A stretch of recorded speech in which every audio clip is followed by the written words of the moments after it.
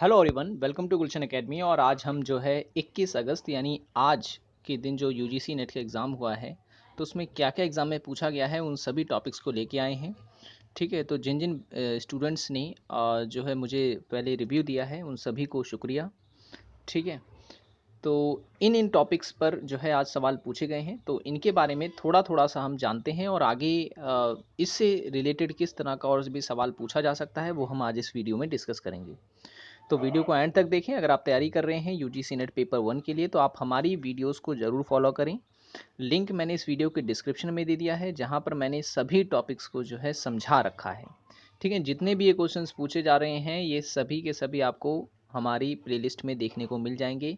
Topic wise हर एक topic पर videos मैंने वहाँ पे बना रखी है और अपडेट भी कर रखा है मैंने अपनी प्लेलिस्ट को। ठीक है, एनईपी वगैरह पे मैंने एक्सप्लेन वीडियो भी बनाया है और एमसीक्यू का वीडियो भी अपलोड कर रखा है, तो एक बार ज़रूर आप लोग जो है चेक करें हमारी प्लेलिस्ट को। ठीक है, तो देखिए आज जो क्वेश्चन पूछा गया, अगर मैं बात करूं टीचिंग एप्टीट्यूड से, शिक्षण अभिक्षमता से, तो वो पूछा गया था व्याख्यान विधि को लेकर के। ठीक है ना, व्याख्यान विधि को लेकर के।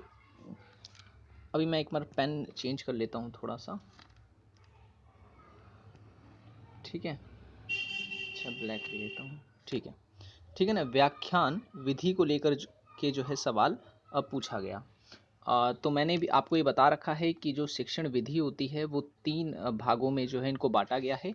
एक होती है छात्र केंद्रित, ठीक है, एक होती है शिक्षक केंद्रित और एक होती है मिश्रित विधि। ठीक है, छात्र केंद्रित जो होती है जिसमें महत्वपूर्ण भूमिका छात्र की होती है, शिक्षक केंद्रित जिसमें शिक्षक महत्वपूर्ण होता है, और मिश्रित विधि में दोनों ही की भूमिका शिक्षण में महत्वपूर्ण होती है।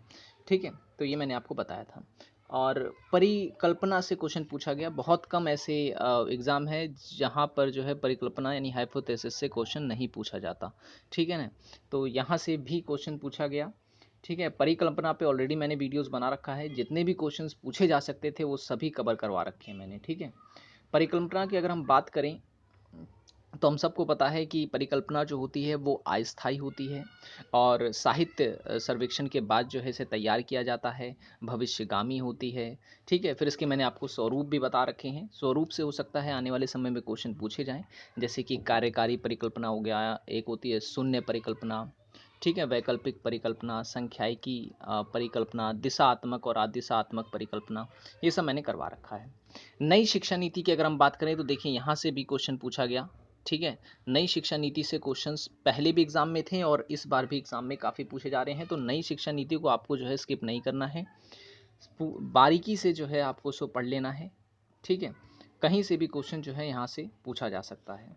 कवर करवा रखा है मैंने, प्ले लिस्ट हमारी दी गई है, लिंक इस वीडियो के डिस्क्रिप्शन में है, क्लिक करें और जा करके वहाँ देख सकते हैं सभी टॉपिक्स पे, मतलब जितने भी पॉइंट्स इंपॉर्टेंट हो सकते थे सभी आपके वहाँ कवर हो जाएंगे। ठीक है, तो नई शिक्षा नीति से विश्वविद्यालय से कुछ क्वेश्चन पूछा गया था। तो नई शिक्षा नीति में मैंने आपको बता रखा है विश्वविद्यालय संबंधी कुछ तथ्य, जैसे कि जो स्नातक होगा यानी जो ग्रेजुएशन होगा वो अब 4 साल का कर दिया गया है। ठीक है, और मास्टर्स की डिग्री अब 1 वर्ष की हो गई है। ठीक है ना, और जो है एमफिल को इस बार हटा दिया गया है। ठीक है, नई शिक्षा नीति के तहत अब मास्टर्स के बाद सीधा पीएचडी में एडमिशन होगा और एमफिल की डिग्री ख़त्म कर दी गई है। ये क्वेश्चन पूछा गया था कि मतलब कौन सी डिग्री को हटाया गया, तो एमफिल की डिग्री को हटाया गया है। ठीक है, और उसके बाद टार्जन हॉर्स वायरस के ऊपर क्वेश्चन था। ठीक है ना, वायरस मैंने आपको बता रखा है, एंटीवायरस भी बता रखा है। क्वेश्चन आपसे पूछा जाता है कि कौन सा वायरस है कौन सा एंटीवायरस है, तो आपको याद रखना है। ठीक है ना, जैसे कि एक नोरो वायरस होता है, पॉक्सी वायरस होता है, टॉर्जन हॉर्स वायरस, ये वायरस में आते हैं। ठीक है ना, इनका काम क्या होता है, ये करते क्या हैं, ये किसी फाइल के थ्रू या फिर जो हम पेन ड्राइव वगैरह ऐड करते हैं कहीं पे, उसके थ्रू ये हमारे कंप्यूटर में या फिर हमारे मोबाइल फ़ोन में आ जाते हैं और हमारी सिस्टम की जो फाइल्स होती हैं उसको इफ़ेक्ट करते हैं। ठीक है, तो ये कहीं कभी कभी जो है काफ़ी ख़तरनाक हो जाते हैं हमारे डेटा के लिए। ठीक है ना, इसीलिए जो है लोग कंप्यूटर और फ़ोन में जो है एंटीवायरस का यूज़ करते हैं। एंटीवायरस कई टाइप के होते हैं और कई कंपनियां ऐसे बनाती हैं, जैसे एक मैक फ्री होता है, अवस्त होता है, एबीजी होता है, नॉर्टन होता है। ठीक है ना, तो ये सब जो है एंटीवायरस होते हैं इन वायरस को नियंत्रित करने के लिए। ये भी मैंने आपको करवा रखा है वीडियो में। ठीक है ना, डॉक्टर भीमराव अंबेडकर विश्वविद्यालय से क्वेश्चन था। क्या क्वेश्चन था ये मुझे नहीं पता, ठीक है ना, बस इतना पता चला कि डॉक्टर भीमराव अंबेडकर विश्वविद्यालय से क्वेश्चन था ये। तो डॉक्टर भीमराव अंबेडकर विश्वविद्यालय से जो क्वेश्चंस बन सकते थे वो हो सकता है कि ये कहाँ पर स्थित है। तो आपको याद रखना है दिल्ली में जो है कश्मीरी गेट पे स्थित है। 2008 में इसकी स्थापना की गई थी और इस समय जो इसके वीसी हैं अनु सिंह हैं। ठीक है। और अगर हम बात करें वॉलेटाइल और नॉन वॉलेटाइल मेमोरी के ऊपर भी क्वेश्चन आ गया। ठीक है ना। तो वॉलेटाइल और नॉन वॉलेटाइल मेमोरी में डिफरेंस क्या है, सबसे पहले ये समझ लें। वॉलेटाइल जो होता है इसमें क्या होता है कि अगर आप पावर को ऑफ कर देते हैं तो आपका डेटा जो होता है वो लॉस हो जाता है वॉलेटाइल में। ठीक है ना। जबकि नॉन वॉलेटाइल मेमोरी जो होती है इसमें अगर पावर को ऑफ कर भी दिया जाए तो भी हमारा डेटा जो है सिस्टम में वो सेफ रहता है। ठीक है। तो इसीलिए वॉलेटाइल और नॉन वॉलेटाइल दो कैटेगरी में मेमोरी को डिवाइड किया गया है। वॉलेटाइल में रजिस्टर, कैच, रैम आदि आ जाते हैं, जबकि नॉन वॉलेटाइल में P ROM, E P ROM और ई ई पी रोम आते हैं। ठीक है ना। तो ये चीज़ आपको याद है, वॉलेटाइल में डेटा लॉस होता है। ठीक है ना, आफ्टर पावर लॉस। और नॉन वॉलेटाइल में जो है डेटा लॉस नहीं होता है। ठीक है। रैम की फुल फॉर्म आपसे पूछ सकता है रैंडम एक्सेस मेमोरी, और रोम की फुल फॉर्म होती है रीड ऑनली मेमोरी।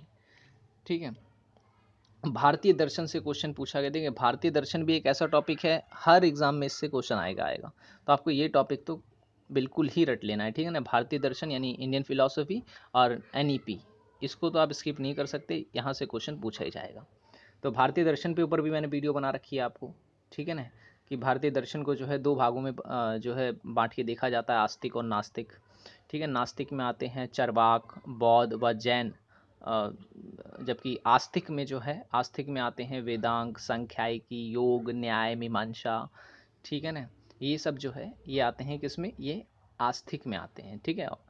तो आपसे पूछ सकता है कि कौन सा जो है नास्तिक संप्रदाय में आता है, तो ये चीज़ आपको याद रखना है। ठीक है। और विस्तार से पढ़ना चाहते हैं, लिंक डिस्क्रिप्शन में है, प्लेलिस्ट पे जाएं और पढ़ सकते हैं। उसके बाद मैथमेटिक्स से क्वेश्चंस पूछे जा रहे हैं। टाइम एंड स्पीड से क्वेश्चन पूछा गया, नंबर सिस्टम से क्वेश्चन पूछा गया और परसेंटेज से क्वेश्चन पूछा गया। ठीक है। तो टाइम एंड स्पीड से तो नॉर्मली 2 से 3 टाइप के क्वेश्चंस होते हैं जो बार बार रिपीट करता है। मतलब इसमें अगर आप देखेंगे तो एक पर्टिकुलर इन्होंने जो है मेथड ले रखा है, उसी मेथड पर उसी तरीके का सवाल जो है पूछा जाता है, बस डिजिट चेंज की जा रही है। तो 3-4 टाइप की अगर आप अच्छे से सीख लेते हैं तो आपको जो है प्रॉब्लम नहीं होगी। मैंने टाइम एंड स्पीड ऑलरेडी करवा रखा है, आप ज़रूर कवर करें। नंबर सिस्टम्स में थोड़ा सा जो है अलग अलग टाइप के क्वेश्चन पूछते हैं। ठीक है ना। तो बेसिक और मैथ अगर आपको आती है तो आप इजीली कर पाएंगे। परसेंटेज से क्वेश्चन था, काफ़ी इजी क्वेश्चन था, छात्र कह रहे थे। ठीक है। तो ये आज के एग्ज़ाम का रिव्यू था जो मुझे जहाँ तक पता चला। शाम का अभी एग्ज़ाम हो ही रहा है, जैसे ही इसके बारे में अपडेट आएगी और आपको जो है इस बारे में जानकारी दे दी जाएगी। आशा करता हूँ ये वीडियो आपको पसंद आया होगा। अगर वीडियो पसंद आया हो तो लाइक ज़रूर करें, चैनल को सब्सक्राइब नहीं किया तो ज़रूर कर लें, ताकि इस तरह की वीडियोस जब जब हम आपके लिए लेके आएँ आपको नोटिफिकेशन मिलता रहे। तो अब मिलेंगे हम अगली वीडियो में। Thanks for watching this video. और प्लेलिस्ट अगर आपने नहीं देखी है तो ज़रूर चेक करें।